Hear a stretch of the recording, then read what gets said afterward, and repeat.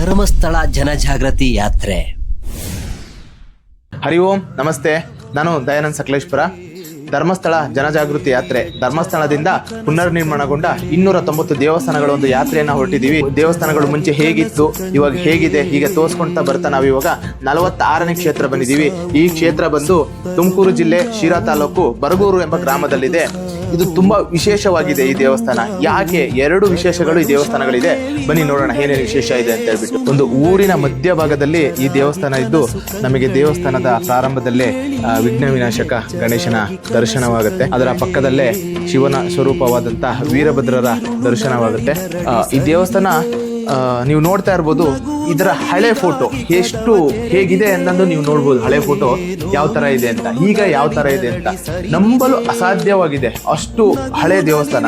ನಾನು ಆವಾಗಲೇ ಹೇಳಿದೆ, ಈ ದೇವಸ್ಥಾನದಲ್ಲಿ 2 ವಿಶೇಷ ಇದೆ ಅಂತ ಹೇಳ್ಬಿಟ್ಟು. ಒಂದು ವಿಶೇಷ ಇದರ ಇತಿಹಾಸ. 1800 ವರ್ಷಗಳ ಇತಿಹಾಸ. ನಾವು ಇದುವರೆಗೂ ಏನು ದೇವಸ್ಥಾನಗಳ ವಿಸಿಟ್ ಮಾಡಿದ್ದೀವಿ, ನಾವು ಭೇಟಿ ಕೊಟ್ಟಿದ್ದೇವೆ. ಆ ದೇವಸ್ಥಾನಗಳಲ್ಲಿ ಅತಿ ಪುರಾತನವಾದ ದೇವಸ್ಥಾನ ಇದಾಗಿದೆ. ತುಂಬಾ ಹಳೆಯದಾಗಿದೆ. ನೀವು ನಂದಿನ ನೋಡ್ಬೋದು. ಇದು 1800 ವರ್ಷಗಳ ಇತಿಹಾಸ ಇರುವಂತಹ ನಂದಿಯ ಒಂದು ವಿಗ್ರಹ, ಶಿವನ ವಾಹನವಾದಂತಹ ನಂದಿಯ ವಿಗ್ರಹ ಇದು. ಇಲ್ಲಿನ ಕಂಬಗಳನ್ನು ನೋಡ್ಬೋದು. ಇದು ಕಲ್ಲಿಂದು ಅಂತ ಅನ್ಸೋದೇ ಇಲ್ಲ, ಏನೋ ಬಣ್ಣ ಹೊಡೆದಿದ್ದಾರೋ ಅಂತ ಅನಿಸುವ ಹಾಗೆ ಕಲ್ಲಿನ ಕಂಬಗಳಿದೆ.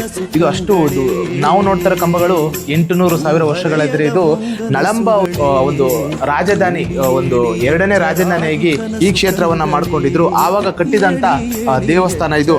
ಇನ್ನೊಂದು ವಿಶೇಷ ಅಂದ್ರೆ, ಧರ್ಮಸ್ಥಳದಿಂದ ಏನು ಜೀರ್ಣೋದ್ಧಾರ ಇದುವರೆಗೂ ನಾವು ಭೇಟಿ ಕೊಟ್ಕೊಂಡು ಬಂದಿದ್ದೀವೋ, ಆ ದೇವಸ್ಥಾನದಲ್ಲಿ ಅತಿ ಹೆಚ್ಚು ಖರ್ಚು ಮಾಡಿರುವಂತ ದೇವಸ್ಥಾನ ಇದಾಗಿರುತ್ತೆ.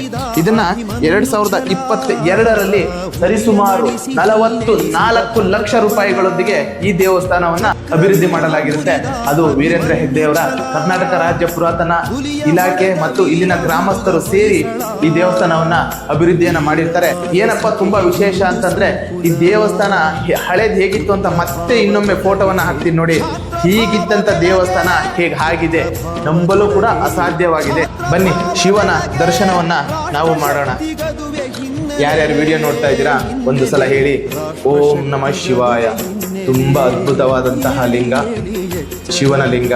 ಗರ್ಭಗುಡಿಯ ಆಚೆ ಈಚೆ ಒಂದು 2 ಕಂಬಗಳಿದ್ದು, ಈ ಕಂಬಗಳ ಬಣ್ಣವೇ ಒಂದು ವಿಶೇಷವಾಗಿದೆ. ನಾವು ಇದನ್ನ ನೋಡಿದ ತಕ್ಷಣ ಅನ್ಕೊಂಡ್ವಿ ಇದು ಯಾವುದು ಹೊಸ ಕಂಬ ಇರಬೇಕು ಅಂತ.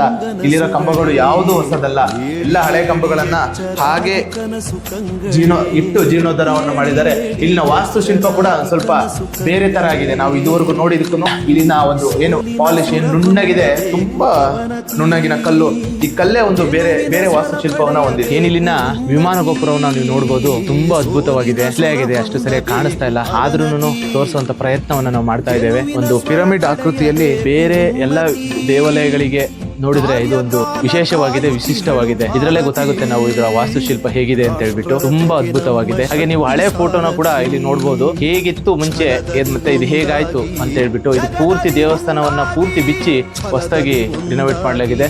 ತುಂಬಾ ಅದ್ಭುತವಾಗಿದೆ. ನೀವು ಇಲ್ಲಿನ ಕಾಂಪೌಂಡ್ ಕೂಡ ನೋಡ್ಬೋದು. ಕಲ್ಲಿನಿಂದನೇ ಕಾಂಪೌಂಡ್ ಕೂಡ ನಿರ್ಮಿಸಿಕೊಂಡಿದ್ದಾರೆ. ಹಳ್ಳಿಯ ಮಧ್ಯದಲ್ಲಿರುವ ಒಂದು ದೇವಸ್ಥಾನ. ತುಂಬಾ ಅದ್ಭುತವಾಗಿದೆ. ಇನ್ನೊಂದು ಇದು ಹೊಸದಾಗಿ ರಿನೋವೇಟ್ ಆಗಿರೋದ್ರಿಂದ ತುಂಬಾ ಚೆನ್ನಾಗಿದೆ ದೇವಸ್ಥಾನ. ನಮಗಿದು ತುಂಬಾ ಖುಷಿ ಆಯ್ತು. ಹೇಗಿದ್ದ ದೇವಸ್ಥಾನ ಹೀಗಾಗಿದೆ ಅಂದ್ರೆ ನಂಬೋಕೆ ಆಗ್ತಾ ಇಲ್ಲ. ನಾನು ಯಾವ್ದೋ ನಿಮ್ಮನ್ನ ಮಿಕ್ಸೋಕೆ ನಾನು ಹೇಳ್ತಾ ಇಲ್ಲ. ನೀವೇ ನೋಡಿ ಇದು ಹಳೆ ಫೋಟೋ ಹೇಗಿತ್ತು, ಈಗ ಹೇಗಾಗಿದೆ. ಈ ಕೆಲಸ ಎಲ್ಲ ಧರ್ಮಸ್ಥಳದಿಂದ ಆಗಿದೆ. ಒಂದ್ಸಲ ಯೋಚನೆ ಮಾಡಿ ನೋಡಿ, ಈ ಕೆಲಸ ಎಲ್ಲ ಯಾಕೆ ಮಾಡಿದ್ದಾರೆ, ಅವ್ರು ಮಾಡೋ ಅವಶ್ಯಕತೆ ಏನಿತ್ತು ಅಂತ.